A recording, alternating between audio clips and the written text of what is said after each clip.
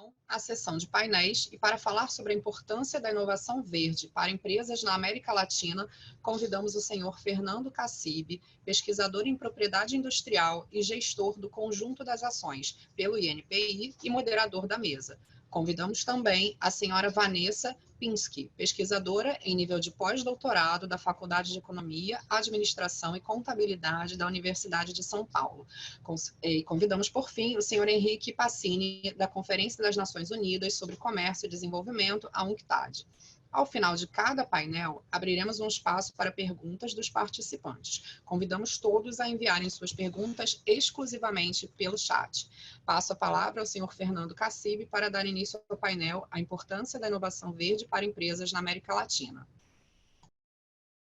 Muito obrigado, Isabela. Muito obrigado a todos os palestrantes da mesa de abertura desse evento de lançamento de uma ampla ação que estamos conjuntamente, na realidade, lançando a partir de hoje, né, formalmente falando.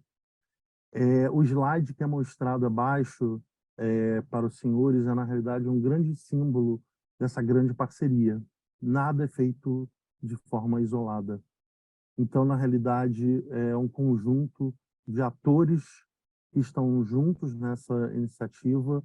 Eu poderia destacar não só os organizadores, como também os institutos nacionais de PI da região da América Latina que aceitaram a proposição de participar desse projeto muito ambicioso, né?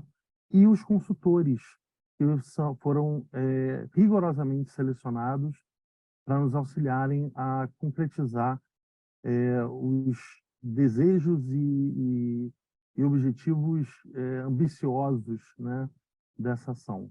Então, eu chamo a atenção aqui para os nossos consultores, o Tomás Lanza, que está responsável pelo segmento tecnológico de agricultura sustentável, o Ricardo Abusaf, que é responsável por gestão de resíduos sólidos.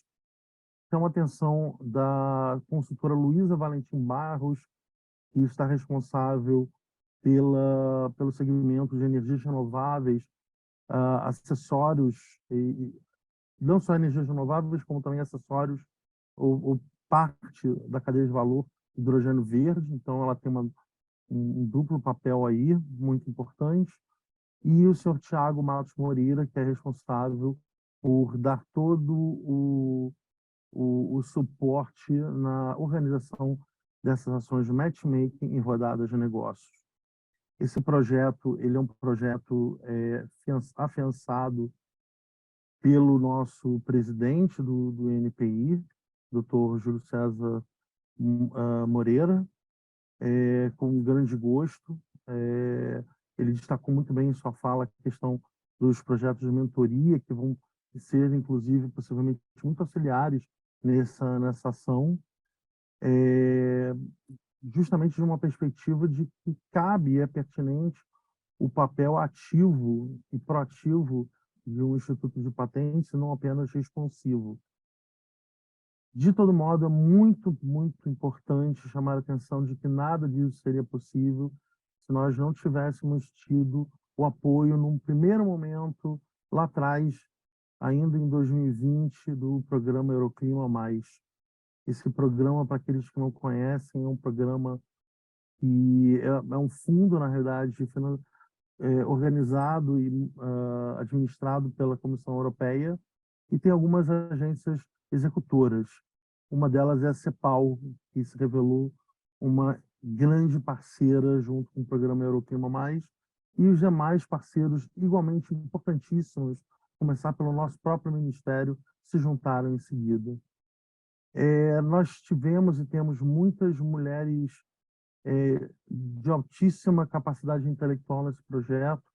É muito importante dizer isso, porque, na realidade, a ação ela vai ter um cuidado especial com o equilíbrio de gênero. Então, nós vamos buscar esse tipo de olhar para aquelas empresas e para representantes femininas que possam estar presentes nos showcases. E eu gostaria de destacar alguns nomes, não são todos os possíveis, mas alguns nomes são muito importantes.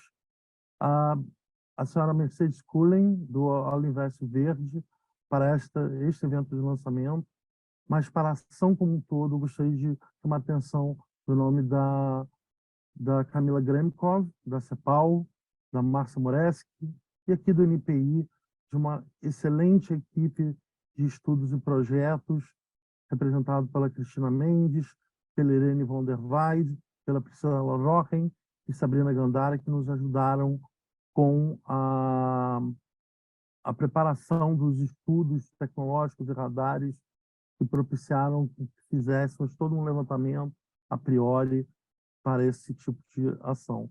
Eu, na realidade, peço desculpas a vocês, eu estou, na realidade, fazendo um pouco de uso da mesa de moderação para dar alguns informes, e o informe que eu acho mais significativo a ser dado é que, a partir de hoje, nós teremos na página do NPI um regulamento para a iniciativa, tá?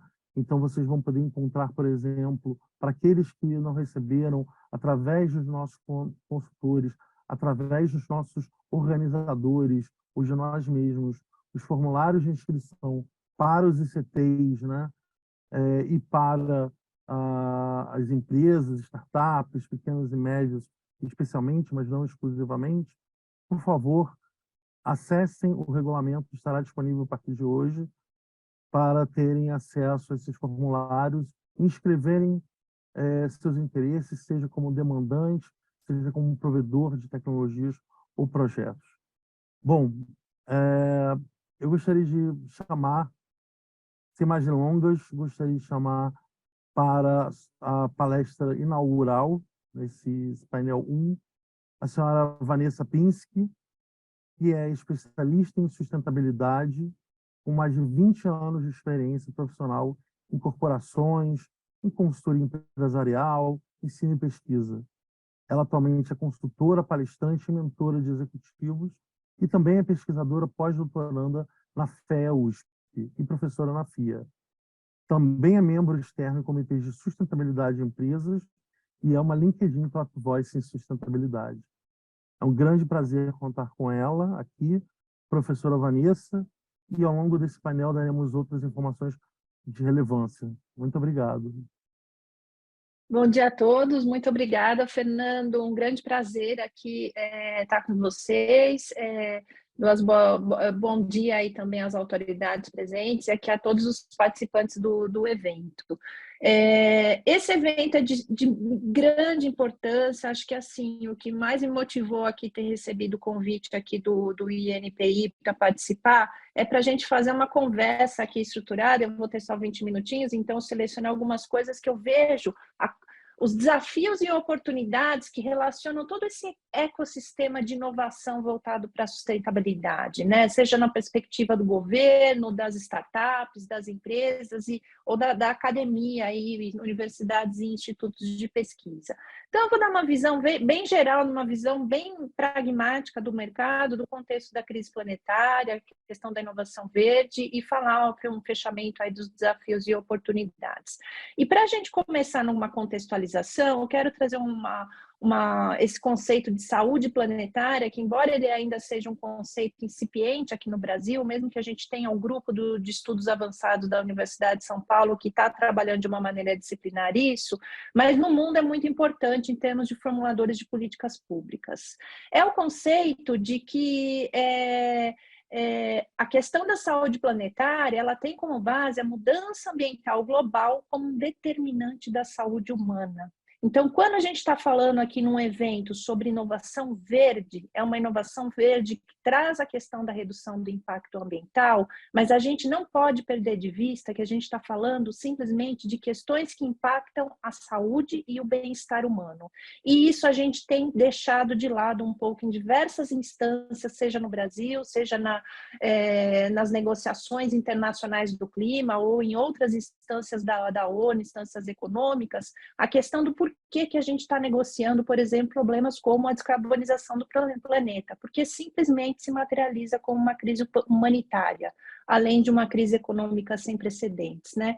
Esse conceito, ele não é novo, ele foi proposto em 2017 por pesquisadores da ONU, e aonde começa a se olhar para os diversos problemas que a gente tem hoje no planeta, em termos de transversalidade. Não dá mais para a gente continuar falando isoladamente sobre problemas relacionados à agenda econômica, a agenda da saúde, a questão da biologia e outras áreas de transversalidade. Então, hoje, a gente tem grupos de pesquisa no mundo todo que estão entendendo o impacto que nós geramos no planeta e como isso está impactando a saúde e o bem-estar humano, né? Então, em termos de contexto, é isso daqui. Hoje, nós somos um contingente populacional em cerca de 8 bilhões de pessoas, com uma previsão aí da ONU de chegar a 10 bilhões de pessoas até 2050, e esse crescimento demográfico explosivo, ele vai aumentar a demanda por consumo, a demanda por recursos naturais, o impacto ambiental.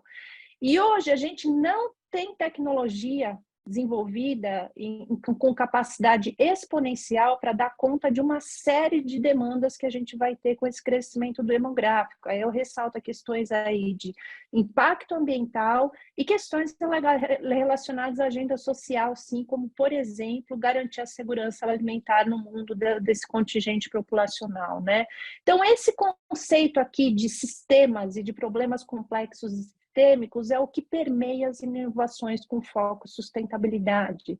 Então, hoje, o impacto que nós causamos no meio ambiente, seja o aumento da poluição global, a perda da diversidade, as alterações no ciclo biológico e químico, a questão da mudança do uso do solo por conta do desmatamento e degradação florestal, leva a uma série de problemas que se relacionam, por exemplo, com as mudanças climáticas, os extremos climáticos e a escassez de recursos naturais.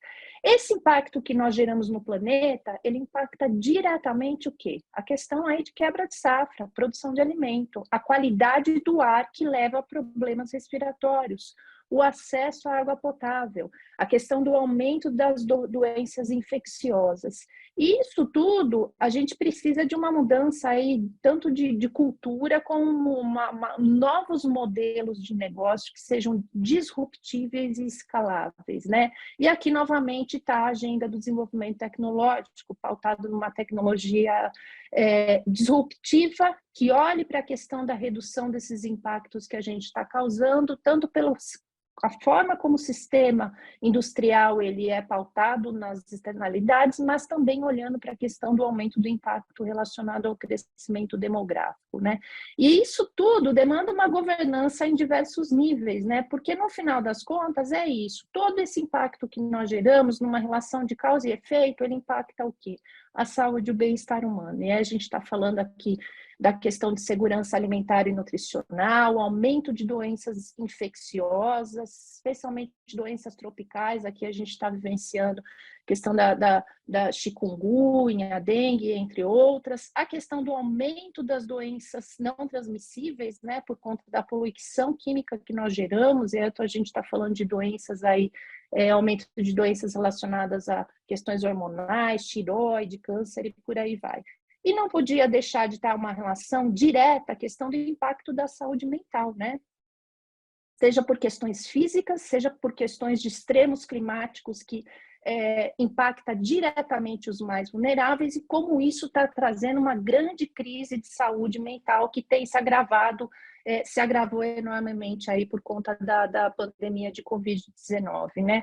Acho que um dos maiores problemas e mais complexos que nós temos na agenda do desenvolvimento sustentável no mundo é a questão da emergência climática. Tá? Só algumas fotos aqui para a gente não deixar de ver o quanto ela está próxima. Para quem é de São Paulo, talvez reconheça essas fotos.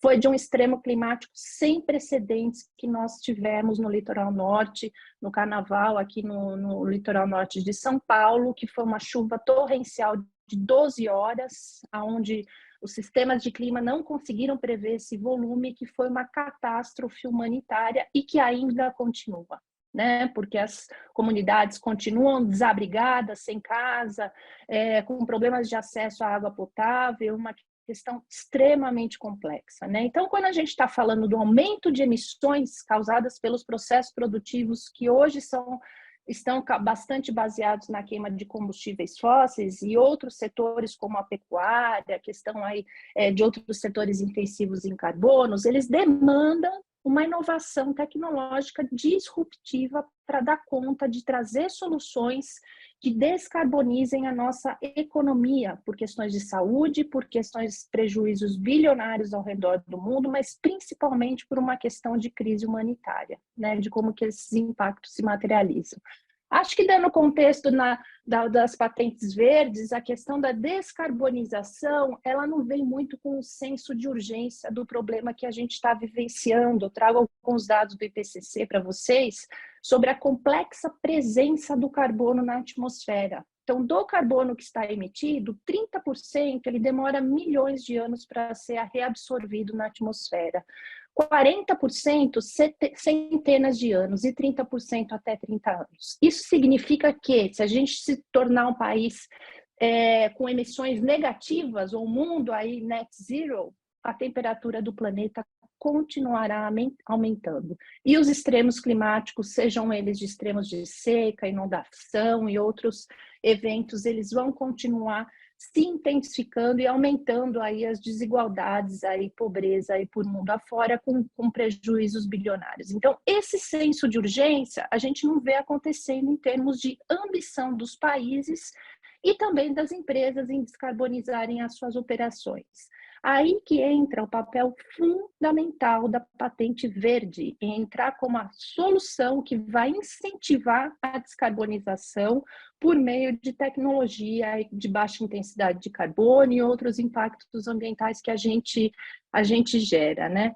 Nesse contexto da inovação, eu acho que a gente tem diferentes conceitos aí. Meu objetivo aqui não é entrar em definições aí teóricas, acadêmicas, mas independentemente se a gente está falando de um processo de inovação verde, uma inovação sustentável, uma ecoinovação, uma tecnologia de baixo carbono, inovação voltada para a economia circular ou a questão do ecodesign, tudo isso está relacionado com base num único objetivo: reduzir impacto ambiental.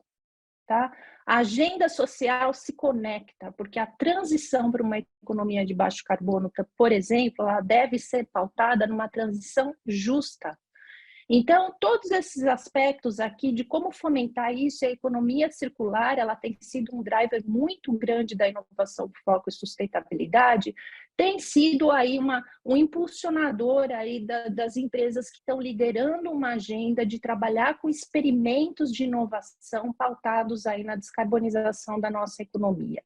Então, o contexto da patente verde, ele está aqui, e é isso que a gente precisa trabalhar tanto no contexto dos atores governamentais ou não governamentais, iniciativa privada, a questão de todo o ambiente das startups, academia, sociedade civil, isso tudo demanda ação coletiva. Para quê? Para achar soluções para problemas que hoje essas soluções não estão prontas. Então, todo esse ambiente que favorece muito a questão da inovação aberta, ele se beneficia olhando para a perspectiva de como a gente pode fazer ação coletiva para achar as inovações tecnológicas numa maneira experimental, na tentativa de erros e acertos, para poder dar escala e exponencial aí para essas inovações, né? E aí tem uma série de desafios e oportunidades. Por restrição de tempo, eu vou trazer duas perspectivas aqui. Na verdade, três. A agenda ESG, o ambiente acadêmico e a questão das startups.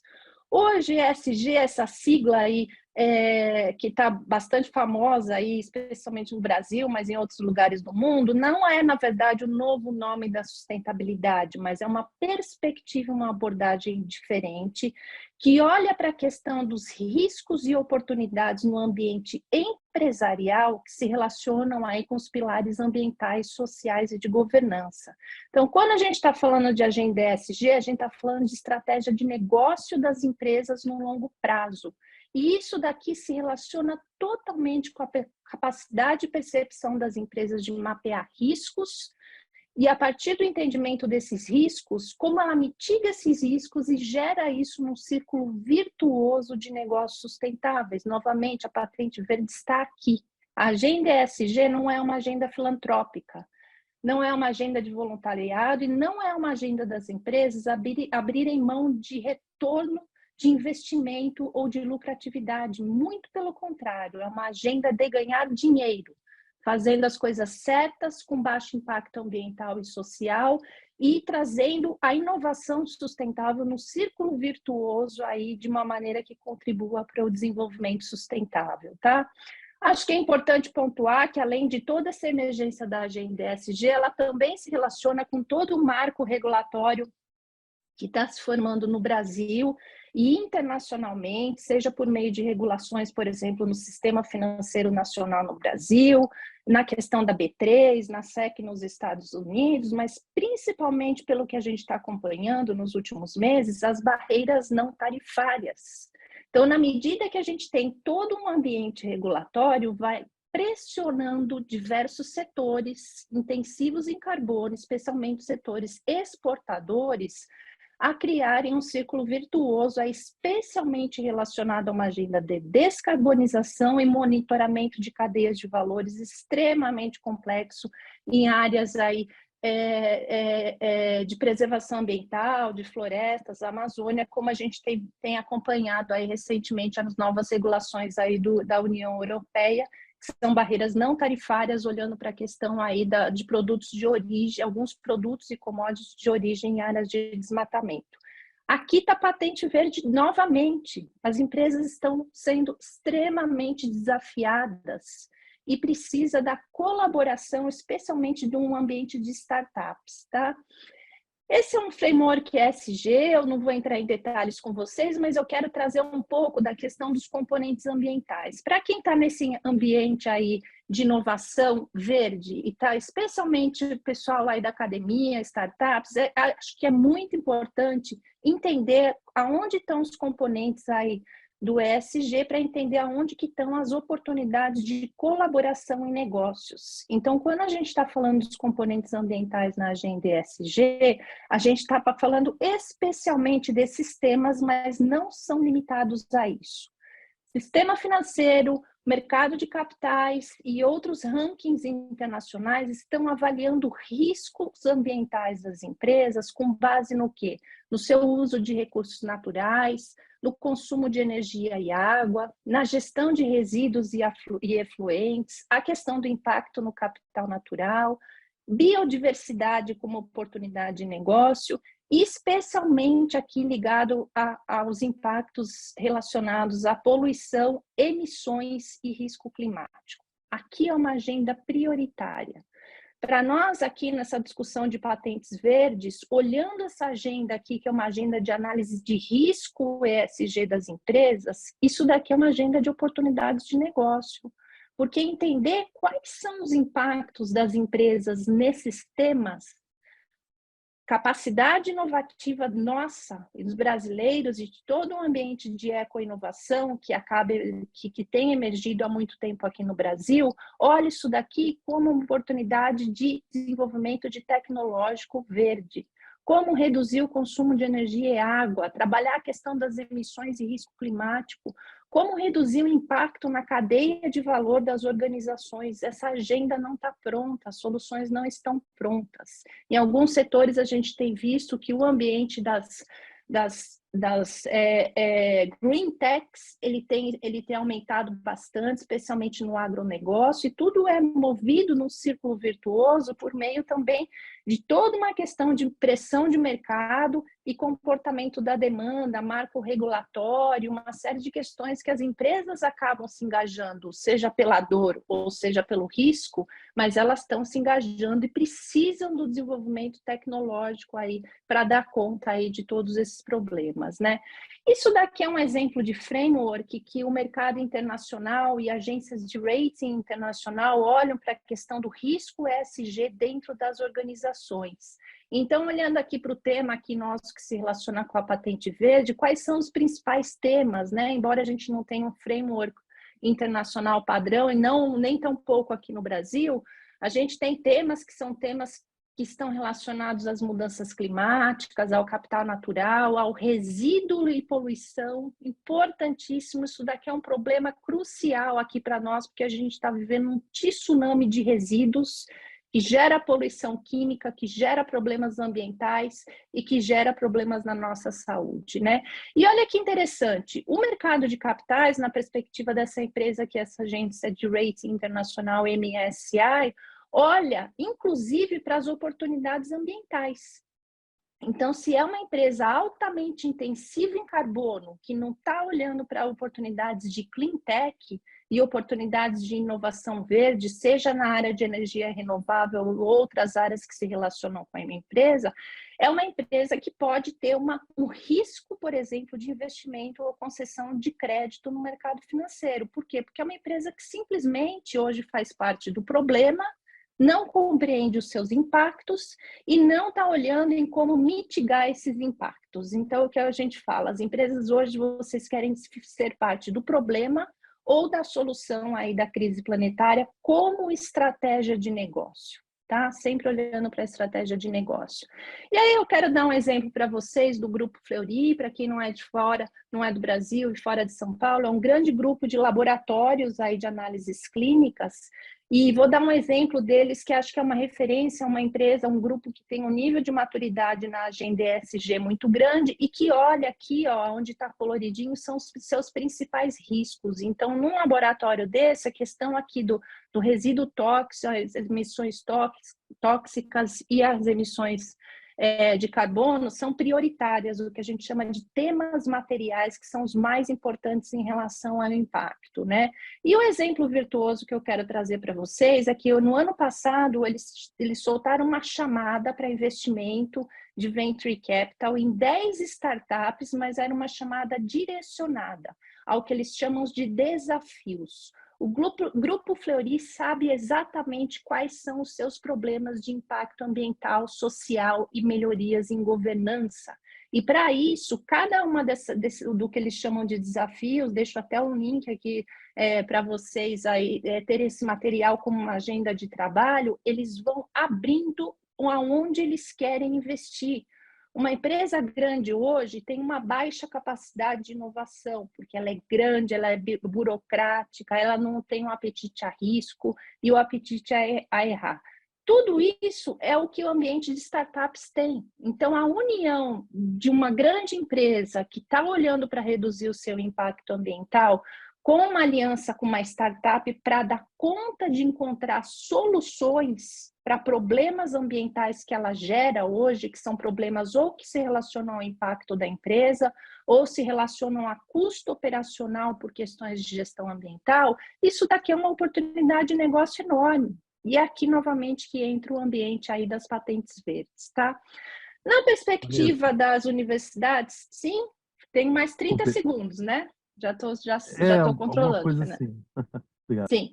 Universidades e institutos de pesquisa. O que eu ouço, inclusive desses atores, é que é o extremo desafio de como tirar a agenda da pesquisa das bancadas dos laboratórios das universidades e institutos de pesquisa. Então, as pesquisas acabam ficando aqui e elas não vão para o go-to-market. Então, fica uma provocação aqui de como atores da iniciativa privada, academia, institutos de pesquisa, podem melhorar a sua relação e trabalhar coletivamente para encontrar soluções de problema, novamente patente verde, né? E aí o que eu quero finalizar aqui a minha fala é que a gente, quando está falando de ESG, a gente está falando de inovação, a gente está falando em colaboração, e aqui eu listei 4 grandes pilares, que são os grandes pilares que as empresas precisam de apoio para encontrar soluções para o impacto ambiental. Produtos sustentáveis, eficiência energética, gestão de resíduos e a cadeia de valor sustentável. Tá bom? Então foi um grande prazer, obrigada Fernando e todo o time aí do INPI aí pela oportunidade aqui de poder compartilhar um pouco a visão do mercado com vocês. Muito obrigado, Vanessa, por trazer uma palestra tão interessante do ponto de vista de sensibilização para a questão das tecnologias e que inclui a inovação verde e as patentes verdes, tanto do ponto de vista de ICTs, quanto de startups, pequenas e médias empresas e grandes empresas também, né? Acho que você forneceu uma grande bíblia para a gente poder refletir a respeito. Muito obrigado mesmo. Bom, sem mais delongas, eu gostaria de chamar também o Henrique Pacini. O Henrique, ele é economista da UNCTAD, em Genebra. Ele se concentra nos temas de comércio e economia circular. Henrique é membro da equipe de liderança do Programa de Manufatura Sustentável e Poluição Ambiental, SMEP. Espero ter traduzido bem, Henrique, mas você explica depois. Henrique é formado em Economia pela Universidade de São Paulo, é colega, então, da professora Pinsky, em muitos sentidos. Ele é mestre em Estudos Europeus agora vou ver se eu pronuncio bem, Hochschule Bremen, e PhD em Tecnologia de Energia pela KTH, na Suécia. Ele completou recentemente uma bolsa de pós-doutorado na Universidade de Harvard e possui diversos artigos sobre meio ambiente, comércio e desenvolvimento. É com grande prazer que a gente recebe o Henrique Pacini aqui. Henrique, você tem 20 minutos. Muito obrigado. Obrigado, Fernando. Obrigado, colegas do INPE, pelo convite. Autoridades presentes e a audiência, que eu vejo aqui, tem várias empresas e provedores de serviços atendendo esse workshop. Eu gostei muito da apresentação da Vanessa, porque eu acho que vai ressonar com a minha. A minha não vai ser tão eloquente como a dela, mas eu vou tentar trazer um pouco de visão prática aqui do nosso trabalho na UNCTAD, que é a Agência de Comércio das Nações Unidas, e nós temos um time de meio ambiente, né, no qual eu trabalho. E esse time trabalha também nesse projeto SMEP, né, Sustainable Manufacturing and Environmental Pollution, que desde 2016, né, oficialmente 2019, tem colocado tanto dinheiro quanto verbo, né, tem dois tipos de atuação, no campo e nos fóruns multilaterais, para lidar com o problema de poluição plástica e poluição industrial. Eu tenho uma breve apresentação com várias ilustrações para tentar deixar um pouco mais concreto o que eu estou falando. Vamos lá, então. O SMEP, é uma coisa importante a ser dita, ele trabalha na África subsaariana, né, e também no sul da Ásia. Nós vamos expandir o processo de policy também para a região do Pacífico. Então, nós infelizmente não estamos na América Latina, mas eu acho que os problemas encontrados nessas regiões são muito similares aos problemas que existem na América Latina e Brasil. Só alguns dados básicos, né? O programa SMEP, ele tem um aporte de aproximadamente 26 milhões de libras do governo inglês, focado em África e Ásia, e ele é subdividido em duas frontes, a de poluição plástica, né? Temos projetos em campo, atualmente 9, e a de poluição industrial, que nós temos projetos sendo comissionados no setor têxtil, em Cortumes, no setor de alimentos e bebidas e reciclagem de baterias de chumbo. A ideia do projeto essencial é evitar a poluição antes que ela caia no meio ambiente, né, e também evitar a poluição de setores que são altamente conectados aos mercados internacionais, setores de alta exportação, como o setor têxtil, por exemplo. E esse projeto, né, tem projetos em campo e também tem diálogos com os processos multilaterais, por exemplo, o grupo de governos que está negociando um tratado contra a poluição plástica, né, o INC, cuja reunião vai acontecer daqui a 2 semanas em Paris.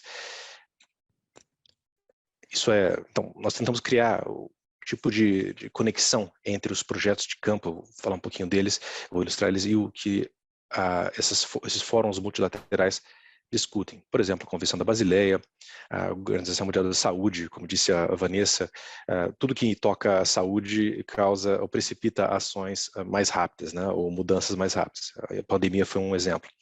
E existe um forte nexo entre o sistema produtivo, a poluição e a saúde das pessoas. Talvez esse nexo não esteja sendo explorado de maneira suficiente porque ele é multidimensional.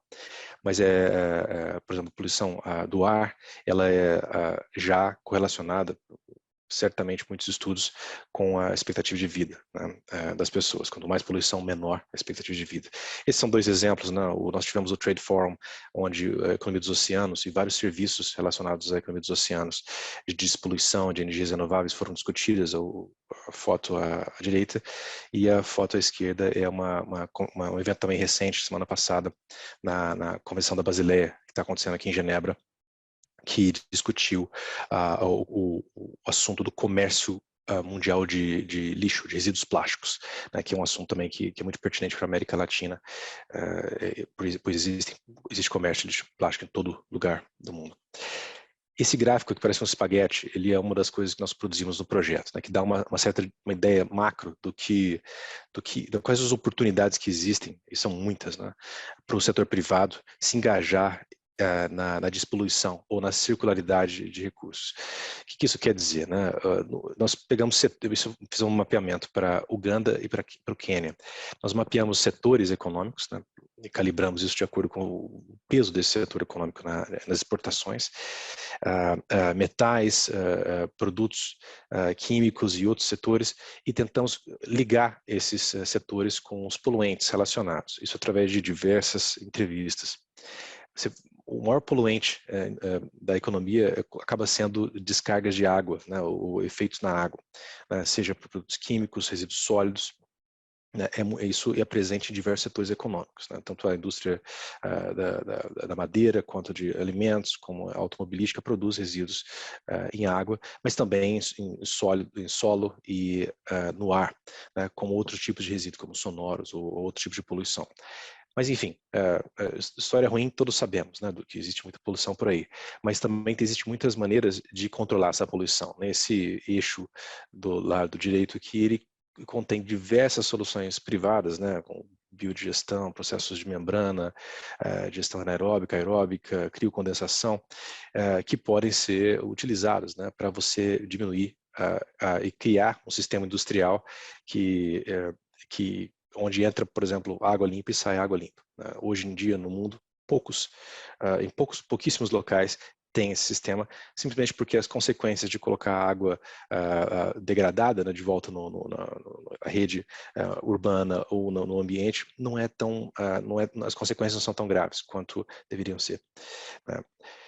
Esse é uma imagem de um curtume que eu visitei recentemente na parte exterior de Nairobi. É uma imagem comum, né, porque os curtumes são famosos por ter a alta pegada de poluição, principalmente poluição química.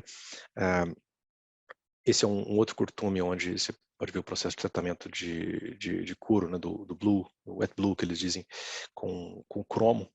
Dependendo do processo, pode gerar o cromo 6, que é um químico perigoso. Mas então temos várias outras linhas de trabalho tentando atacar a poluição industrial, mas eu vou focar num setor específico, o setor de plásticos, né, que é o setor onde nós já temos vários projetos em campo e também temos um trabalho forte e multilateral nesse setor, principalmente na temas de substitutos. Para um pouquinho de definição aqui, né? Nós chamamos de substitutos plásticos, e aqui existem várias oportunidades comerciais, né, inclusive de propriedade industrial, intelectual. Os substitutos plásticos são materiais não plásticos que fazem a mesma função dos plásticos, né, de maneira mais simples. E as alternativas plásticas são plásticos melhores, né, como plásticos feitos com biomassa renovável ou plásticos que se biodegradam. Eu coloquei aqui, não foi à toa o filtro de barro, né, que tinha na casa da minha avó, em Ribeirão Preto, no passado, que é uma coisa que eu fico pensando, poxa, transitando em Accra, Nairobi, em Lagos, na Nigéria, em África do Sul, no Laos, todos os países onde eu tive a oportunidade de conhecer via projetos, a poluição plástica é enorme. Você não vê mais esses tipos de sistemas de tratamento de água simples, né, de inovação simples, como o filtro de barro, né, o sistema de cerâmica, que antes forneciam água potável e que foram meio que esquecidos, né, pela modernidade e pelo barateamento do custo dos plásticos. Hoje, infelizmente, a água limpa se correlaciona com garrafa plástica em vários lugares do mundo, né, principalmente lugares onde a transmissão de água, o sistema de água não garante saneamento, não garante a saúde das pessoas. Então, os materiais substitutos, né, que substituem plásticos, estão em pauta. Por exemplo, materiais naturais como algodão, fibras de resíduos agrícolas, metais, algas, né, materiais marinhos, que apresentam uma grande potência, um grande potencial econômico. Nós mapeamos recentemente 282 materiais que podem substituir plásticos que são atualmente transacionados no sistema de comércio mundial. Eu intercalei mal os slides. Isso é só um exemplo da água que sai de um dos curtumes que eu visitei, próximo a Sheikhpura, fora de Lahore, no Paquistão, onde talvez muitas pessoas aqui do webinar estejam usando itens que são fabricados no Paquistão, ou têxteis ou de couro, mas esses processos produtivos, né, que nós, como consumidores, perdemos a informação de como isso foi produzido. Não existe um passaporte de produto que mostra de onde veio o produto, ou se ele foi produzido com água, resultando em água limpa ou suja, né? E essa água da direita, que é a mais transparente, ela foi tratada, mas mesmo assim ela não é exatamente igual à água que entrou na fábrica inicialmente, né? Essa é uma imagem que eu fiz também em Lahore, na fábrica eles produzem para leves, né, jeans principalmente, e você vê que tem outros tipos de poluentes, né, no caso sólidos, né, que são capturados e reutilizados para a produção de fibras com conteúdo reciclado, que é interessante. Essa é uma foto em Accra, no Ghana, que é uma foto muito comum, né, acho que você encontra esse tipo de vista na América Latina, no Brasil, inclusive, e mostra o problema da contaminação dos plásticos que se concentram em zonas pluviais, né, principalmente em rios e estuários. E esse é um equipamento que também é uma oportunidade de negócio, né? Um equipamento que coleta o plástico que flutua nos rios antes que ele atinja o mar, e também na direção contrária, quando o mar está em maré alta, ele captura o plástico que é depois coletado e processado numa fábrica fora de Accra. Essa é a fábrica onde principalmente mulheres trabalham com a separação da embalagem, que é de polipropileno da garrafa PET. É um trabalho que é importante, extremamente importante, mas aqui também é uma manifestação do sistema errado, né, que nós temos de utilização de plástica descontrolada, né? Um filtro de água ali talvez evitaria esse tipo de necessidade. Você tem também bottlenecks, onde muitas das garrafas não são processadas porque você tem limitações na capacidade do país ou na velocidade das aduanas do país de liberar maquinário para processar isso.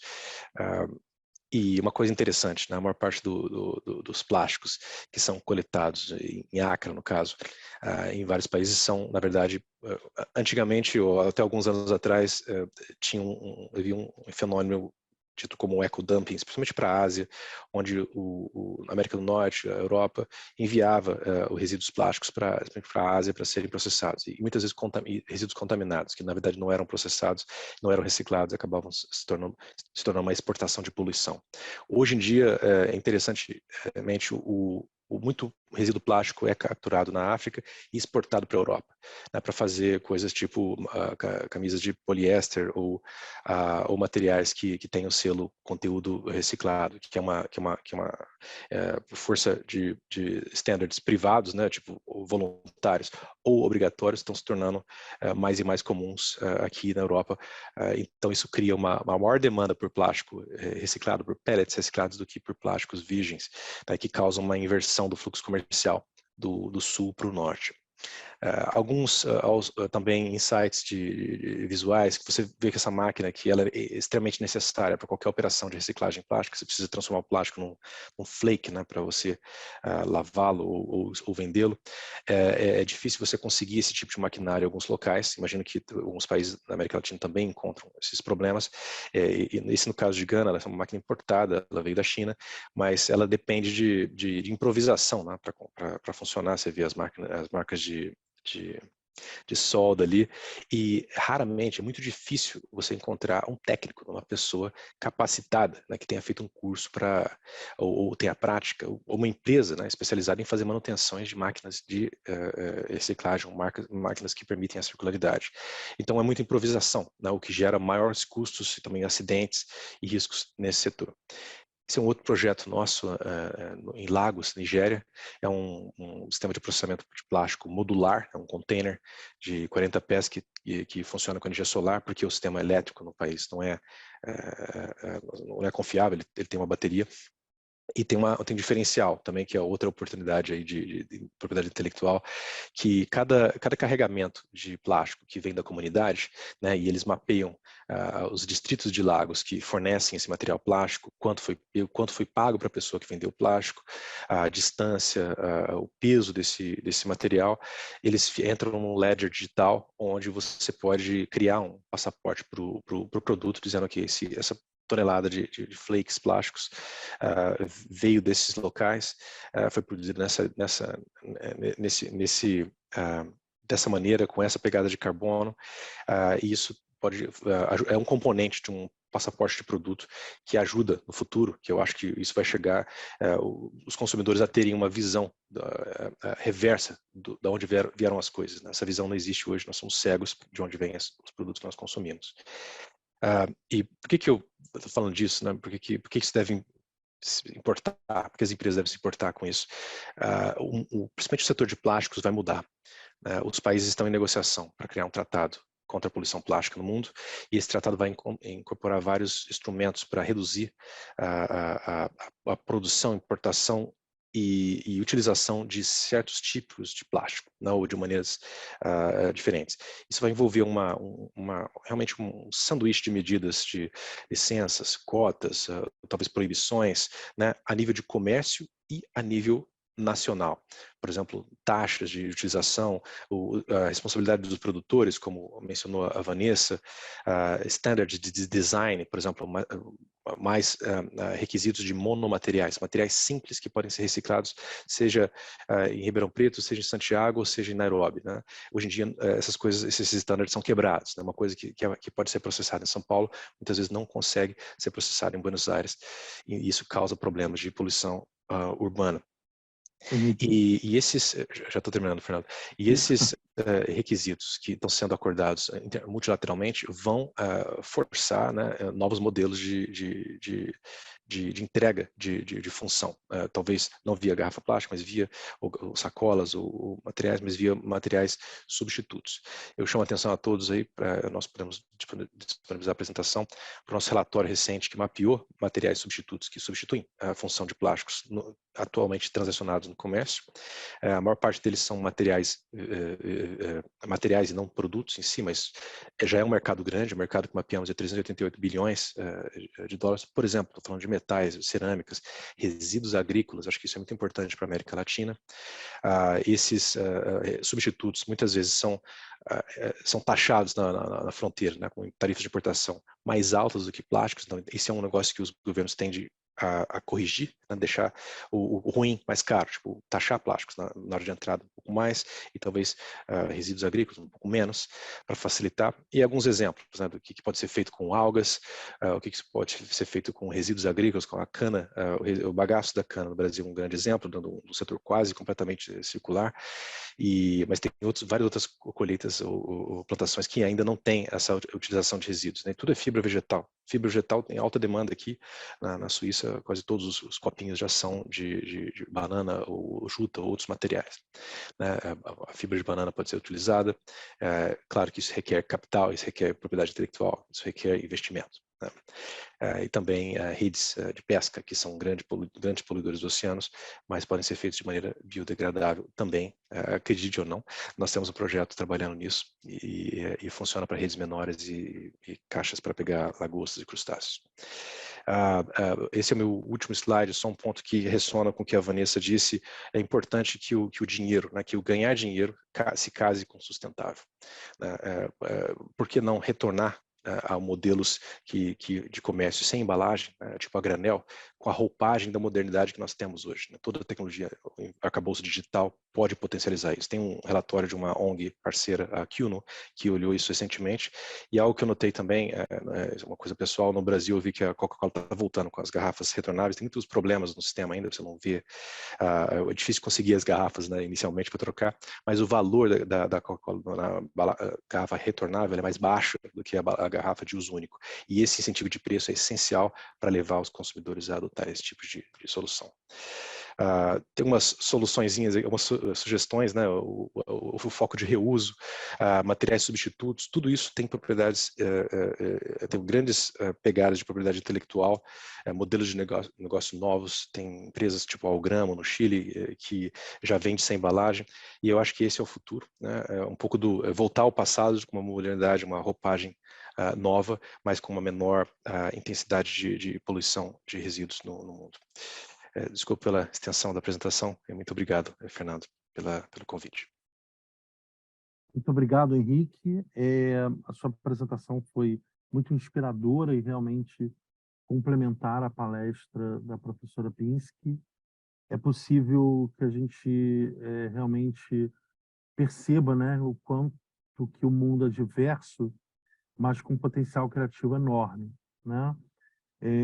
Também me chamou muita atenção perceber que a UNCTAD ela tem um lado muito interessante de também ser uma think tank de alguma maneira, né? É um repositório de estudos e programas e projetos muito relevantes, de estudos que podem ser utilizados e devem ser utilizados por tomadores de decisão na esfera pública para suas políticas domésticas. Então, muito obrigado por ter chamado a atenção disso. E eu chamo a atenção, não apenas tomadores de decisão do nível governamental. Acho que isso tem que também ser perseguido ativamente, cada vez mais pelas universidades, centros de pesquisa e desenvolvimento e pelas empresas, né? Todos conjuntamente, nesse sistema nacional de inovação, precisamos observar essas questões. Eu não vejo nenhuma pergunta, então, na realidade, eu gostaria de agradecer muito a ambos por terem aceitado os convites para esse painel de abertura, que teve uma importância fundamental de sensibilização, informação, conscientização, né? Eu acho que vai abrir, na realidade, vai ressoar muito para os painéis seguintes. Então, dessa maneira, eu encerro esse painel, mas antes eu dou um aviso muito importante. A organização da ação de matchmaking em rodadas de negócios decidiu que a atividade 2, que seria, na realidade, uma série de diálogos em financiamento à inovação verde, essa é uma ação que a gente está coordenando junto com o Centro de Gestão e Estudos Estratégicos do CGE, será, na realidade, feita a posteriori dos showcases e das rodadas de negócios, dentro de uma lógica de follow-up e uma lógica estratégica também de acompanhamento dos resultados das rodadas de negócios. Muito obrigado a ambos, nós estamos com o tempo estourado e seguimos com a mestre de cerimônias, Isabela. Muito obrigado. Bom, retornando, eu gostaria de agradecer primeiramente as palavras, a apresentação e a inspiração trazida pela senhora Vanessa, pelo senhor Henrique e a moderação do senhor Fernando. Gostaria de agradecer a nossa audiência também, que está aqui frequentemente enviando elogios a esse evento, né, e sendo inspirada também pelas apresentações que vêm sendo feitas.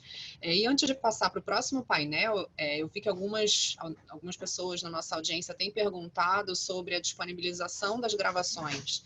Nós vamos enviar posteriormente, após fazermos as edições necessárias, aos e-mails daqueles que se inscreveram no evento.